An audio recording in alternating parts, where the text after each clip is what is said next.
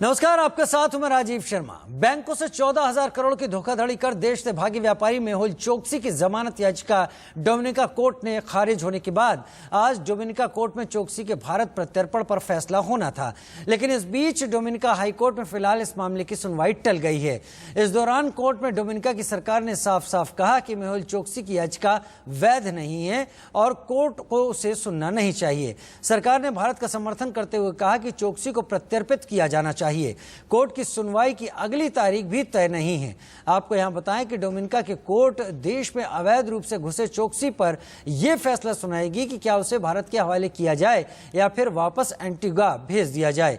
इस बीच देश की सरकार ने कोर्ट में अपना रुख साफ किया है और भारत का साथ दिया है। डोमिनिका से उसे 25 मई को गिरफ्तार किया गया था। 5 तस्वीरें इस वक्त हम आपको लगातार दिखा रहे हैं। प्रत्यर्पण पर फैसला टला, एंटीगा डिपोर्ट होगा मेहुल या भारत आएगा, इस पर अभी संशय है। चोकसी की जमानत, हालांकि जमानत याचिका खारिज हो चुकी है और इसके साथ मेहुल की पत्नी के भी आरोप सामने आए, लेकिन बड़ी खबर यह कि मेहुल चोकसी पर डोमिनिका कोर्ट में सुनवाई टल गई है। इस वक्त की बड़ी खबर, डोमिनिका हाई कोर्ट में सुनवाई टली है। सुनवाई की अगली तारीख तय नहीं है। मेहुल चोकसी को भारत को सौंपा जाए, ऐसा डोमिनिका की सरकार का कहना है।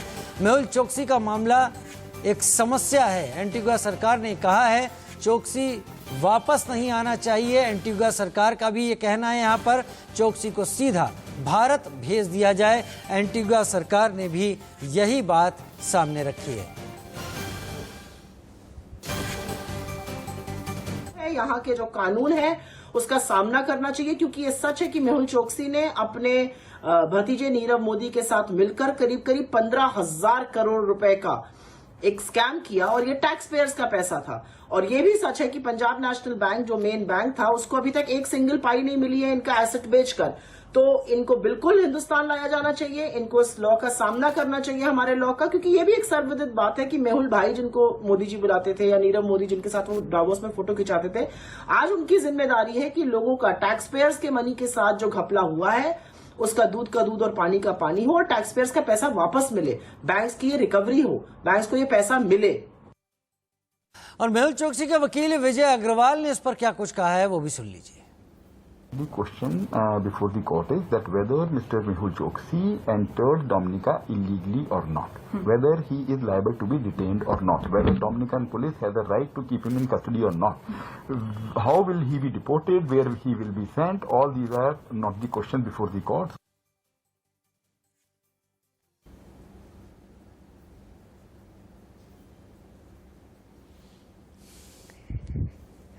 मेहुल चोकसी के ऊपर फिलहाल भारत को डिपोर्ट किया जाए या नहीं किया जाए, इस पर सुनवाई टल गई है डोमिनिका के कोर्ट में, लेकिन उसकी जमानत याचिका खारिज कर दी गई। मेहुल चोकसी ने आरोप लगाया था कि उसे किडनैप करके लाया गया है। कोर्ट ने उसकी ये दलील खारिज कर दी, इसे नहीं माना, लेकिन अभी फिलहाल उसे भारत प्रत्यर्पित किया जाता है या एंटीगा प्रत्यर्पित करने पर फैसला आता है, इस पर सुनवाई नहीं पूरी हुई है। सुनवाई फिलहाल टल गई है। तस्वीरें आप डोमिनिका के कोर्ट की भी देख रहे हैं। आशीष सिंह हमारे साथ ज्यादा जानकारी के साथ न्यूज रूम से लाइव जुड़ गए हैं। आशीष, फिलहाल इस वक्त जो जानकारी हम तक निकल कर आई है कि जो सुनवाई थी वो टल गई है, अब आगे क्या? आगे दो चीजें राजीव, पहला तो अगली सुनवाई तक मेहुल चोकसी को डोमिनिका में ही रहना पड़ेगा पुलिस कस्टडी के अंदर। दूसरी चीज़ ये है कि हमें समझना होगा कि एक और अपडेट दे दूं कि प्रधानमंत्री जो डोमिनिका के हैं उनके ऑफिस से एक मैसेज सर्कुलेट हुआ है ऑफिशियल हैंडल से। वो ये है कि एंटीगुआ की कैबिनेट ने इस बात को प्रस्ताव मंजूरी दे दी है कि मेहुल चोकसी को डोमिनिका से ही भारत में सीधा डिपोर्ट कर दिया जाए और वहाँ पर वापस डोमिनिका से एंटीगुआ न लाके, क्योंकि वो वापस से फिर एंटीगुआ कोर्ट में पूरी प्रत्यर्पण की और लीगल प्रोसीजर शुरू होगी। लेकिन ये मसला जितना आसान लगता है उतना है नहीं। वो इसलिए क्योंकि एंटीगुआ की जो कोर्ट है उन्हें वहाँ पर ऑलरेडी मेहुल चोकसी वहाँ के नागरिक हैं, इसके मद्देनज़र काफ़ी लंबी लीगल बैटल चल रही है। लेकिन अब मामला डोमिनिका की कोर्ट में आ गया है। डोमिनिका की कोर्ट में ये मामला डिस्कस नहीं हो सकता कि एंटीगुआ के वो नागरिक मेहुल चोकसी हैं कि नहीं है, एंटीगुआ और भारत के बीच में प्रत्यर्पण संधि क्या है। सीधे सीधे दो बातों पर ध्यान देना होगा कोर्ट को। पहला, रेड कॉर्नर नोटिस जारी है मेहुल चोकसी के खिलाफ, तो क्या डोमिनिका डायरेक्टली उसे भेज सकता है भारत और या नहीं।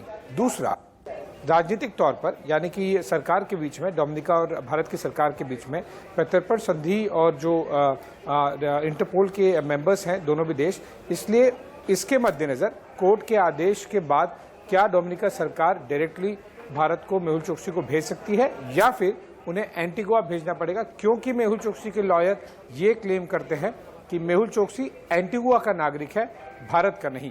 तो मसला काफी ज्यादा पेचीदा है, इसमें कूटनीति, कानूनी और साथ ही साथ राजनीतिक पहलू भी काफी जुड़ गए हैं, इसीलिए कोर्ट को काफी ज्यादा समय लग रहा है।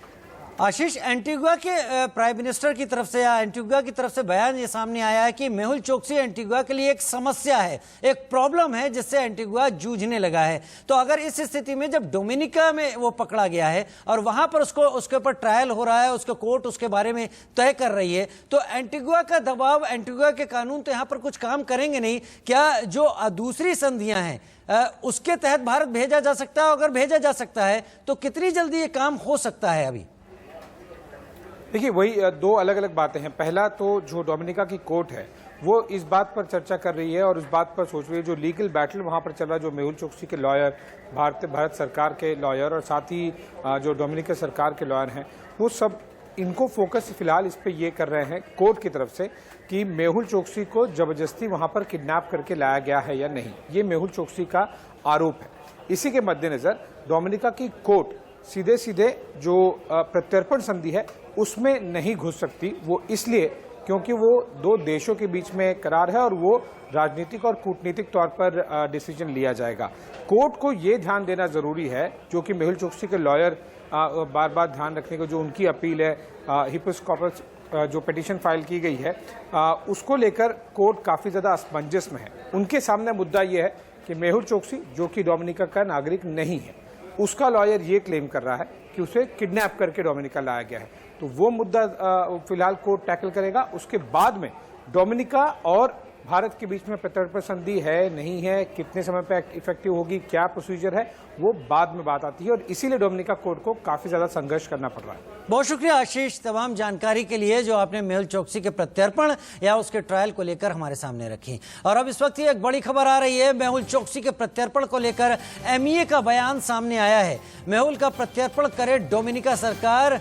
भारत सरकार के विदेश मंत्रालय ने यह बात कही है, मेहुल को हर हाल में भारत लाया जाएगा। MEA का कहना है मेहुल को भारत लाने की कोशिशें लगातार जारी हैं, सभी भगोड़ों को भारत वापस लाया जाएगा। और इसके जरिए MEA ने एक इशारा उन तमाम लोगों के लिए भी दिया है जो दूसरे देशों में हैं। जहां तक इस पूरे मामले में देखा जाए तो मेहुल चोकसी के साथ नीरव मोदी का भी नाम सामने आता है, तो इशारा MEA का उस तरफ भी हो सकता है।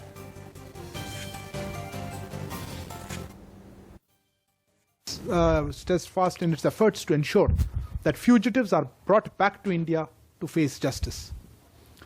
Regarding the specific case of Mehul Choksi, we understand that he is currently in the custody of Dominican authorities and certain legal proceedings are underway. We will continue to make all efforts to ensure that he is brought back to India. Let me emphasize that India remains steadfast in its efforts to ensure that fugitives are brought back to India to face justice. Regarding the specific case of Mehul Choksi, we understand that he is currently in the custody of Dominican authorities and certain legal proceedings are underway. We will continue to make all efforts to ensure that he is brought back to India. और खबर दिल्ली से, जहां पर corona संकट को लेकर राजनीति थमने का नाम नहीं ले रही। वैक्सीनेशन, ऑक्सीजन संकट और रेमडेसिविर के बाद अब मौत को लेकर सियासत तेज हो गई है। आज बीजेपी ने आम आदमी पार्टी पर निशाना साधते हुए दिल्ली में हुई मौत के वास्तविक आंकड़े छिपाने की बात कही, तो आम आदमी पार्टी ने भी पलटवार करने में देर नहीं की। आम आदमी पार्टी की ओर से पलटवार करते हुए डिप्टी सीएम मनीष सिसोदिया ने केंद्र से तीखे सवाल किए और केंद्र की कोरोना को लेकर रणनीति और वैक्सीन पॉलिसी को कटघरे में खड़ा किया। गौरतलब है कि पहला मौका नहीं जब दिल्ली सरकार और केंद्र सरकार के बीच विवाद हुआ हो। कोरोना संकट के बीच पहले ऑक्सीजन संकट, फिर रेमडेसिविर की कालाबाजारी और फिर वैक्सीनेशन को लेकर विवाद हो चुका है और ताजा विवाद दिल्ली में मौत के आंकड़ों को लेकर है। दिल्ली में हुआ है उसके लिए कोई अकाउंटेबल है या नहीं, आज ये हम जानना चाहते हैं। और आज एक महत्वपूर्ण खबर छपी है एक बहुत बड़े अखबार में, और ये महत्वपूर्ण खबर है, number of Delhi death certs up 250% to 35,000 in April and May. और जो आंकड़े आए हैं, मैं वो आंकड़े भी आपके सामने प्रस्तुत करना चाहता हूं। इस खबर को पढ़ते हुए भारतवासी और खास करके दिल्ली वासी, उनकी आंखों में एक नमी आ जाती है। किस प्रकार से सैकड़ों लोगों की मृत्यु होती है और किस प्रकार से इन आंकड़ों को छुपाया जाता है और कोई भी अकाउंटेबल नहीं है। इस प्रकार का एक पिक्चर दिल्ली का जो प्रशासन है, दिल्ली की जो सरकार है, वो हम सबके सामने रखने का प्रयास करती है। ना तो उन्हें देश की वैक्सीन की चिंता है, ना उन्हें इस बात की चिंता है कि देश में लोग थर्ड वेव की भी बात कर रहे हैं। उन्हें बस केजरीवाल जी को गाली गुफ्तार करने के लिए बिठाया गया था, ऐसा लग रहा है। मतलब 15 मिनट वो केवल और केवल ये बोलते रहे, केजरीवाल ने ये कर दिया, केजरीवाल ने वो कर दिया, केजरीवाल ये है, केजरीवाल वो है, केजरीवाल ऐसा है, केजरीवाल वैसा है। देश का इतना बड़ा नेता 15 मिनट प्रेस कॉन्फ्रेंस करता है और केजरीवाल ऐसा है, केजरीवाल वैसा करता है, तो इसका मतलब देश की सत्ता में बैठी हुई पार्टी के पास में कोरोना मैनेजमेंट के लिए ना तो कोई विजन है और ना उनकी क्षमता है। ना उनके पास देश के लिए कोरोना मैनेजमेंट का कोई प्रोग्राम है। मैं सोच रहा था, हो सकता है बोले कि हम अब फाइजर लेके आ रहे हैं। मैंने सोचा हो सकता है बता रहे होंगे कि कैसे कितने दिन में मॉडर्ना उपलब्ध हो जाएगी, मॉडर्ना के कितने ऑर्डर कर दिए हैं, देश के बच्चों को वैक्सीन कितने दिन में लग जाएगी। मैं सोच रहा था हो सकता है संबित पात्रा जी बताएंगे कि 36,000 करोड़ का जो सो कॉल्ड वैक्सीन का बजट रखा गया था, उसके बारे में देश को थोड़ा सा रोशनी डालेंगे कि 36,000 करोड़ की वैक्सीन कितने लेके आ रहे हैं। कुछ नहीं बताया, केवल केजरीवाल को गाली गुफ्तार, केजरीवाल को बुरा भला, केजरीवाल को बुरा भला कहना। आजकल ये भारतीय जनता पार्टी का ट्रेडमार्क हो गया है। महीने, अप्रैल और मई का महीना, यह 2 महीना सर्वाधिक महत्वपूर्ण महीने रहे थे जहां तक कि कोविड के सेकेंड वेव का संबंध है। और इन 2 महीनों में लगभग 34,750 डेथ सर्टिफिकेट्स इशू किए गए हैं। दिल्ली के 3 म्युनिसिपल कॉरपोरेशन जो है, इन तीनों म्युनिसिपल कॉरपोरेशन के द्वारा 35,000, लगभग 34,750 टू बी प्रिसाइज। और आप सोचिए, इतने बड़ी तादाद में death certificate 3 municipal corporation issue करते हैं अप्रैल और मई के महीने में, किंतु जो ऑफिशियल फिगर है, जो सरकारी आंकड़े दिल्ली की सरकार देती है, वो कितना है? वह है 9,916 सर्टिफिकेट। कहां तो 35,000 और कहां मात्र 9,000 सर्टिफिकेट दिए गए हैं दिल्ली सरकार द्वारा। एक तरह से अगर ये देखा जाए तो ये 250% इंक्रीज है, 250% इजाफा है संख्या में मृतकों की, जो आंकड़े दिखाए गए और जो वास्तविक संख्या है मृतकों का। वैक्सीन चाह रहे हैं, केजरीवाल के नाम पे गाली सुनना नहीं चाह रहे भारतीय जनता पार्टी से। ये भारतीय जनता पार्टी के नेता रोज प्रेस कॉन्फ्रेंस करके आके केजरीवाल को गाली देके फिर बैठ जाते हैं। देश पूछ रहा है वैक्सीन कहां है, ये कह रहे हैं केजरीवाल के लिए एक गाली और सुन लो। भारतीय जनता पार्टी का यही काम रह गया देश की सत्ता में बैठी हुई, देश के कई राज्यों में बैठी हुई पार्टी का, कि जब देश आपसे पूछ रहा है कि आपको हमने सत्ता में बिठाया था, बताइए वैक्सीन कहां है, हमारे बच्चों की वैक्सीन कितने में बेच दी और विदेशों में क्यों बेच के आ गए। संबित पात्रा जी और भारतीय जनता पार्टी के नेता बताएं कि वैक्सीन क्यों बेच दी देश के बच्चों की विदेशों में जाके।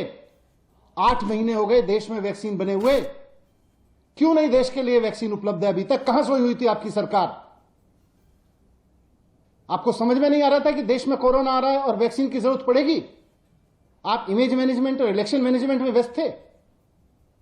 आपको जवाब देना पड़ेगा इस बात का। ऐसे नहीं चलेगा कि प्रेस कॉन्फ्रेंस अनाउंस करिए और जनता जब सोच रही हो कि संबित पात्रा जी आएंगे, भारतीय जनता पार्टी के नेता आएंगे और बता के जाएंगे कि कहां है 36,000 करोड़ रुपए की वैक्सीन, तो आप केजरीवाल जी को गाली देकर और पतली गली से निकल जाएंगे। आपको जवाब देना पड़ेगा कि ये 36,000 करोड़ रुपए की वैक्सीन कहां है। आपने देखा किस तरह से वैक्सीन और कोरोना से हो रही मौत को लेकर वार पलटवार किए जा रहे हैं। कोरोना संकट से जूझ रहे भारत जैसे देश के लिए इस तरह की बहस बेईमानी नजर आती है। हालांकि ये पहला मौका नहीं है जब मौत को लेकर सियासत न की गई हो। इससे पहले खुद कांग्रेस नेता राहुल गांधी मौत के आंकड़ों को लेकर केंद्र सरकार पर सवाल खड़े कर चुके हैं। लाखों लोग मरे हैं और जो झूठ बोला जा रहा है, और मैं क्लियरली बता रहा हूं कि जो हमारी डेथ रेट है वो झूठ है और सरकार इस झूठ को फैला रही है। ये झूठ फैलाने का समय नहीं है। अगर हमें कोरोना से लड़ना है तो हमें सच्चाई समझनी पड़ेगी और सरकार को सच्चाई बतानी चाहिए। राजनीतिक मामला नहीं है, हिंदुस्तान के भविष्य का मामला है, हमारे लोगों की जान बचाने का मामला है और सरकार को समझना चाहिए कि हम उनके दुश्मन नहीं हैं, विपक्ष उनका दुश्मन नहीं है। विपक्ष उनको इंडिकेशन दे रहा है, विपक्ष उनको रास्ता दिखा रहा है। अगर फरवरी में बात सुन ली होती तो लाखों लोग नहीं मरते। ये जो सेकंड वेव है ये प्रधानमंत्री की जिम्मेदारी है। प्रधानमंत्री ने जो नौटंकी की, प्रधानमंत्री ने जो अपनी जिम्मेदारी पूरी नहीं की, इसका कारण सेकंड वेव है। सवाल मौत की सियासत का है तो दिल्ली में 1 अप्रैल से 31 मई के बीच जो मौत हैं उनकी जानकारी आपके सामने रख देते हैं। कुल मौत जो हुई हैं वो 18,480 के करीब मौतों की संख्या दर्ज हुई है। उत्तरी नगर निगम की बात करें तो 7,831, दक्षिणी नगर निगम में 8,228 और पूर्वी नगर निगम में 2,421 मौतें दर्ज की गई हैं। और अब बात कर लें आंकड़ों की बाजीगरी की। मौत के आंकड़ों में जो बाजीगरी है जिसके सवाल उठ रहे हैं उसको भी आपके सामने रख देते हैं। औसत मौत रोजाना 303 के करीब हुई है। स्वास्थ्य विभाग के मुताबिक औसत जो मौत हैं वो रोजाना 216 मौत दर्ज की गई हैं। तो दोनों चीजें आप देख रहे हैं, निगम के मुताबिक कितनी हो रही हैं और स्वास्थ्य विभाग कितनी मान रहा है। दिल्ली में कब कितनी मौत हुई हैं ये भी यहाँ पर जान लीजिए, इसे भी हम यहाँ पर आपके सामने रख देते हैं। अप्रैल 2020 की अगर बात कर लेते हैं तो वहां पर आप तस्वीरें आपके सामने रखेंगे कि कितनी मौतें हुई हैं, उसके साथ मई और तमाम दूसरे वक्त की ये जानकारी आपके सामने रख लेते हैं। अब आगे वक्त एक हेडलाइंस का है, छोटे से ब्रेक का वक्त है, हेडलाइंस के साथ लौट कर